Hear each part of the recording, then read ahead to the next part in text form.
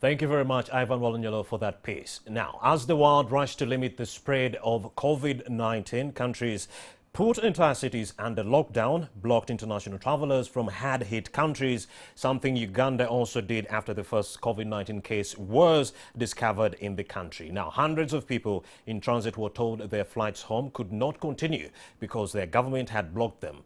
And as hundreds of people from an Evacuation Kenya Airways plane from America disembarked that plane, one curious comment caught our eye. The comment read, "Now what Kenya just did shows a government that cares about its people." Now, my guest is Ambassador Amb Mayega, Uganda's deputy head of mission to China, who was dubbed the missing man for his disappearance, and the Ugandan students who were begging to be evacuated from Wuhan. Mr. Mayega, since you're not a missing man anymore, welcome to Morning at NTV. Thank you so much, and good morning to our listeners and viewers. Yes.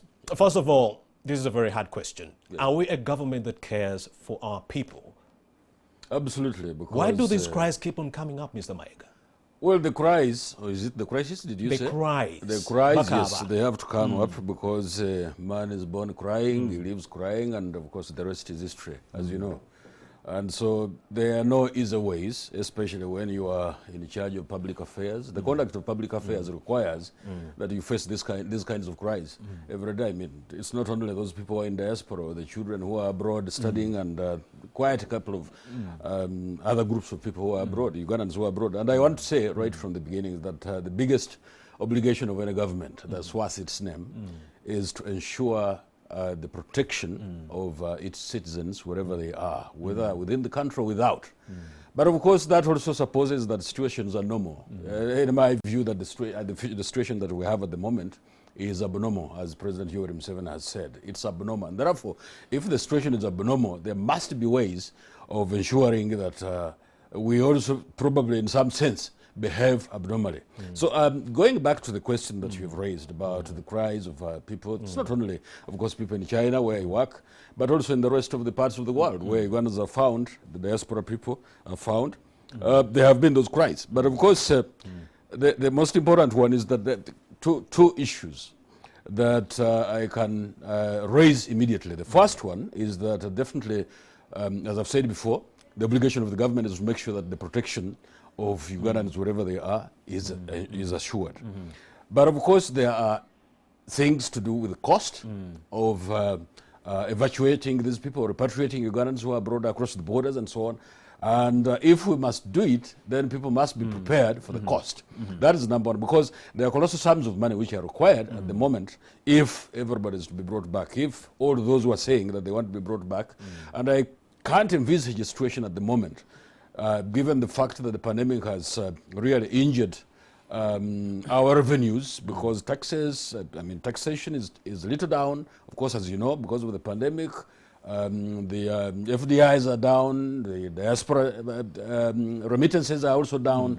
And so that means that actually, in terms of cash, we may not be doing as we have always been doing. So that means that raising those cashes, or the cash that is required to evacuate Ugandans wherever they are back to the country becomes a problem. Number two, of course, you and I know that during these transit, because most of the cases that we have actually at the moment, most of the COVID cases that we have in the country at the moment are coming from people, the imported cases, the so-called imported cases.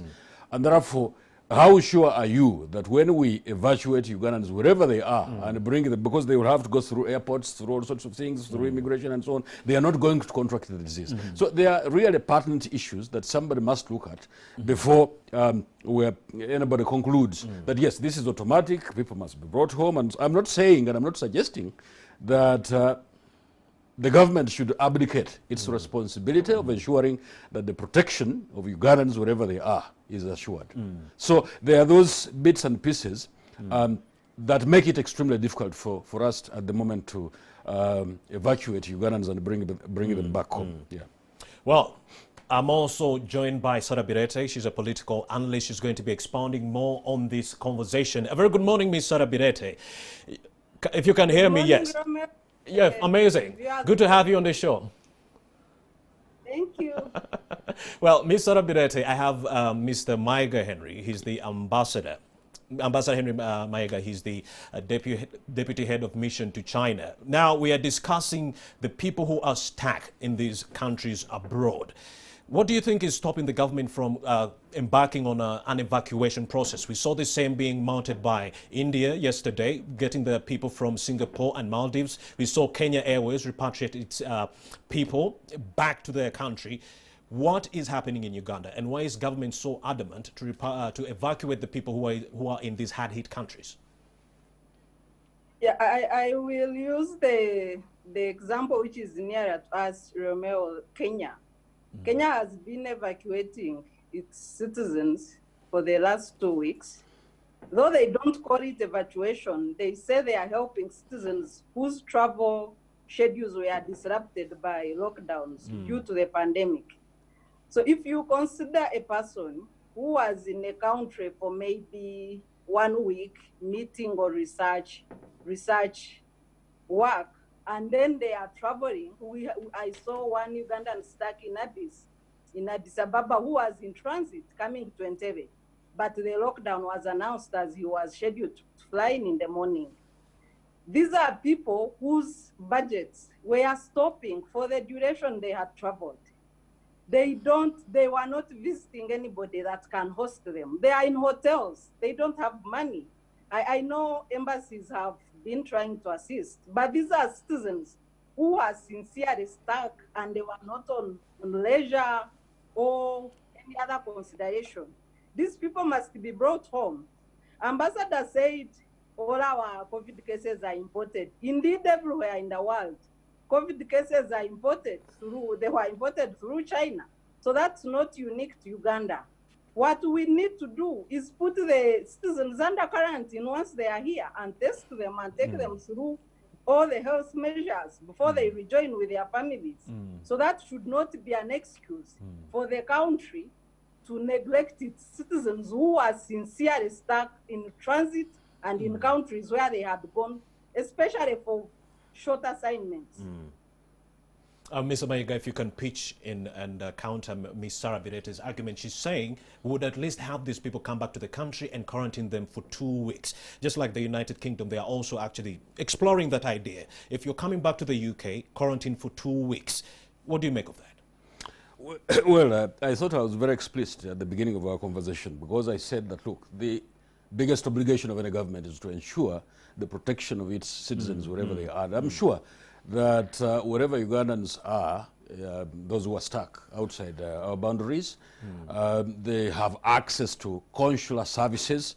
That means that the embassy is definitely providing those consular services.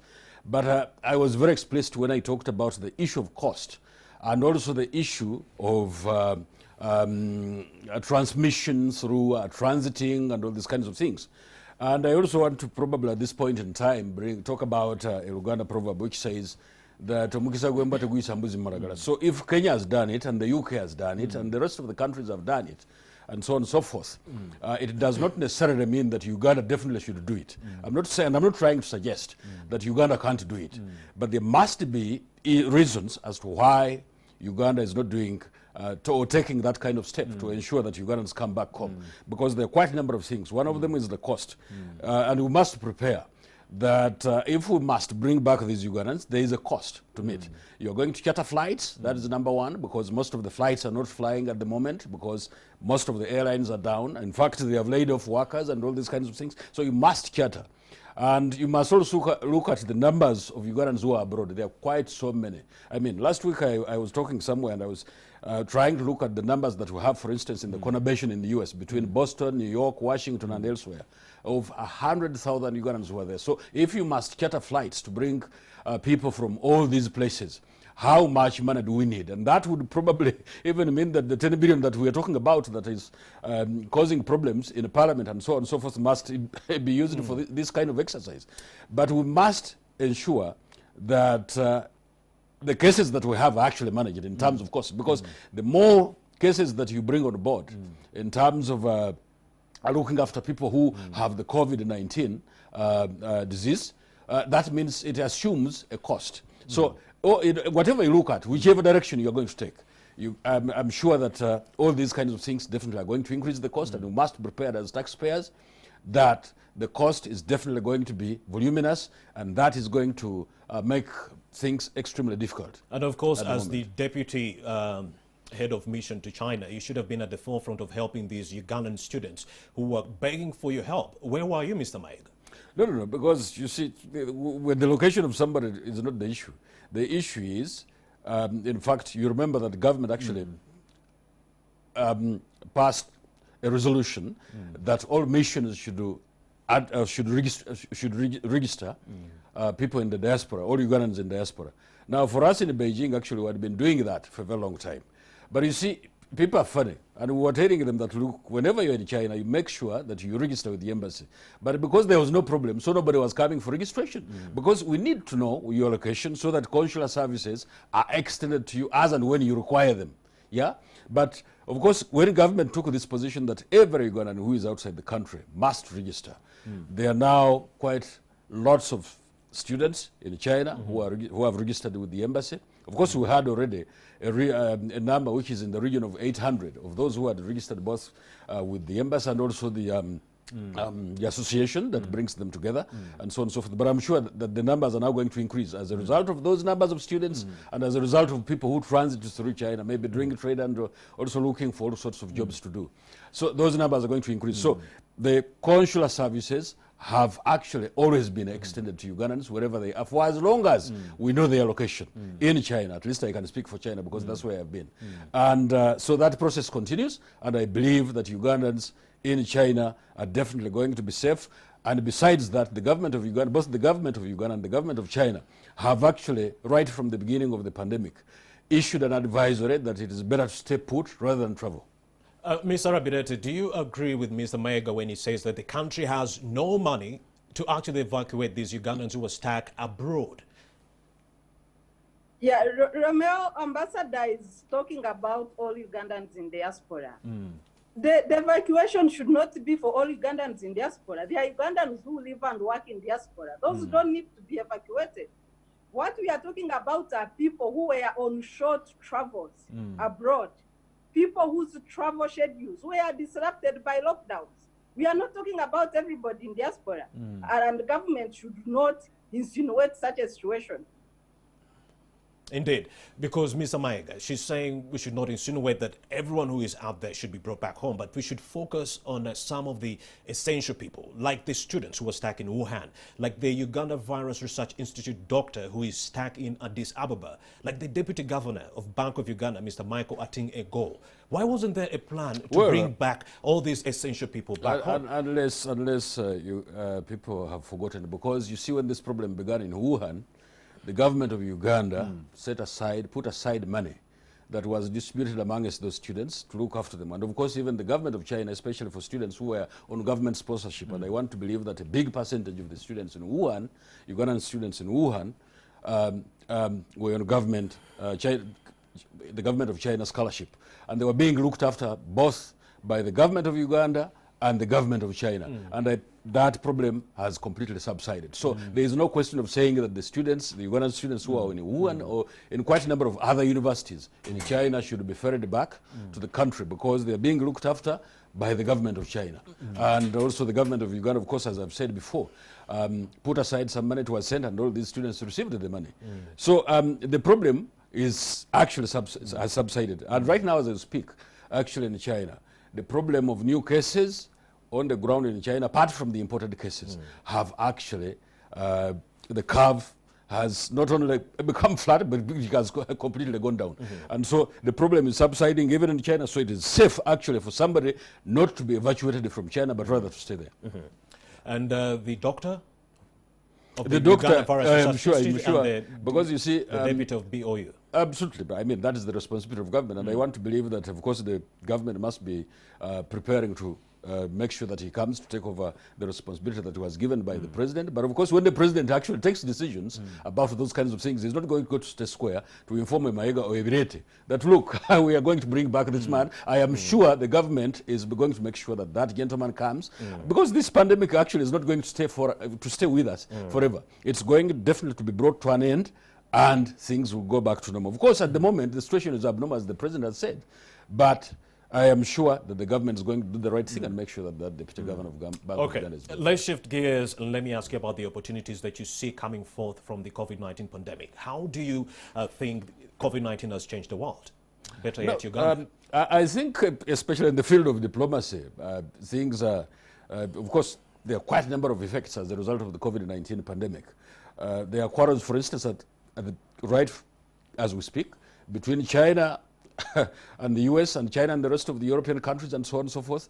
There are also problems between some European countries and the US. So even the diplomacy is being affected as a result of the pandemic. And so the question is, how is it going to change the world? I mean, in terms of diplomacy, yes, I mean, there are going to be fallouts and also so many things to do with the diplomacy, how you repair the damage that it has caused and all these things and so on and so forth. But come think about it, for instance, here in Uganda, it's changed the whole way of life. I came in here, we couldn't even shake hands. Ugandans have been known for shaking hands, hugging, and not caring so much about disinfecting their hands and all these kinds of things. So social life, some of social life is changed. definitely going to change. Let me bring in Sarah Birete. Ms. Sarah Birete, in your opinion, how will COVID-19 change our society? In your opinion, what are some of the changes you're looking at? Of course, what has happened, especially for the social distancing requirements, they will stay with us for quite some time. And we know it's a whole different setup as compared to our culture and the way life was before. We have now, for example, I used to be in your studios during such programs, but I'm now joining you from home. So that also has changed, now that a lot of our work has gone virtual.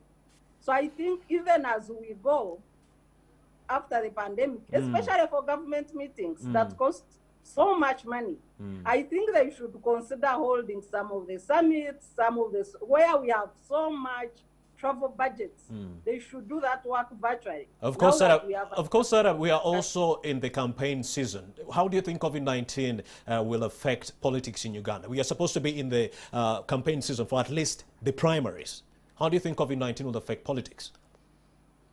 Yeah, not just the primaries, Romeo. We are supposed to be doing actually elections for special interest groups in this country. We should have started with the village elections for the special interest groups. These are youth, women, workers, old persons, and then the UPDF. That process was scheduled according to the Electoral Commission roadmap to happen between April and June and late July. All this work is on hold. But also elections cannot happen the way we used to know them. Because elections cannot happen the way we used to know it. Very, very good point, Sarah Birete. Yes. Let me bring in Mr. Mayega as you we... cannot have people lining up. We have the challenge of handling ballot papers and other election materials. People will be in gloves. You have the challenge of disinfecting communities before, if you can do elections. And taking the example of South Korea. South Korea held elections on 15th April 2020. And they did all the strict safety measures, including hand sanitizing, temperature checks, wearing masks. But still problems came up. And ensuring that voters do not line up near each other. So in as far as 2021 elections are concerned, these are changes that have to take place, even when the pandemic is under control. But it's also important to note that we have a lot of constitutional hurdles. Okay, thank you very much, Sarah Birete. I think we are running out of time. Mr. Henry Mayega, as we wrap up, do you think we should have elections if the COVID-19 persists up to 2021? And how would you have these elections? Definitely, we must work towards having those elections because, I mean, otherwise there's going to be a constitutional crisis. And to avoid that constitutional crisis, there must be probably a redoing of the electoral map the way we have known it. And then make sure, because by now I think we've lost something, it's coming to something like 7 or 8 weeks lost in terms of planning for these elections, and therefore there must be a redrawing of the electoral map so that we can fit in that and ensure that we have these elections. Is extremely important. As to how we are going to handle the voting, how people vote, how they without infecting or transmission of the disease between one person to the other. That definitely has to be planned for. I'm sure there must be a lot of social distancing, this queuing of lines. I think people must keep a distance in between them and all these kinds of things. They must disinfect, there must be, temperatures must be checked and all these kinds of things. So it's going to change lots of things in the way we are going to do definitely the elections. But I can envisage a situation at this time that the electoral map is definitely going to change. Of course, that will be a very, very, very hard nut to crack, Mr. Mayega, because you have Michigan that held elections, local elections, but then they still reported cases after that election. So it's really important that we devise means of how best we can hold an election or even call it off to actually safeguard these nations. Thank you very much, Sarah Birete. She's a political analyst, and Mr. Ambassador Henry Mayega. He's also the deputy head of mission to China. We've been talking about COVID-19 and the people who were whose transportation or movement was curtailed by the lockdown. My name is Romeo Busik. Of course, I'm going to be doing this again with you tomorrow, same time. Let's do this again. Have yourselves a blessed, blessed, blessed day.